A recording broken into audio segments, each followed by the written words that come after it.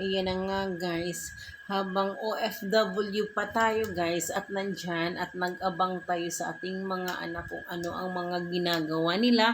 So ayan na nga guys, nagbibigay ang aking honey bunny para sa kanilang budget. So ayan, ayan from Opon, Iowa.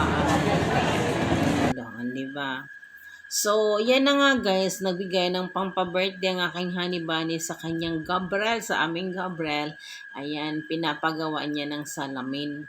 So, ayan, nandyan sila ngayon sa EO Market. Ayan, nandyan sila ngayon. So, habang nandyan sila guys, namimili ngayon ng nalaglag pa. Ayan naman si Aling Maliit.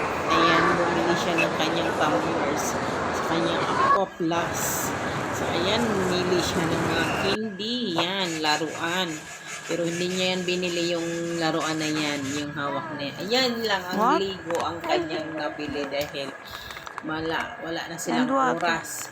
Nang mamadali ang nanay niya dyan. So, ayan, while walking sila, pero karga-karga talaga siya ng kanyang tito Gabriel. Si Shekinah Michael.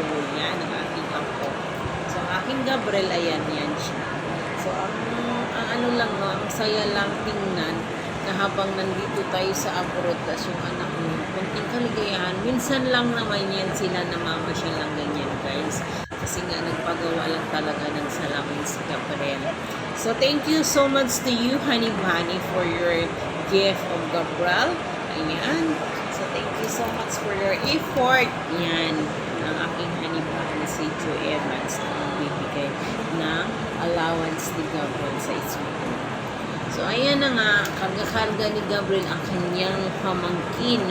Ayan talagang malapit talaga yan sila, dalawa. Hindi yan sila pwedeng maghiwalay.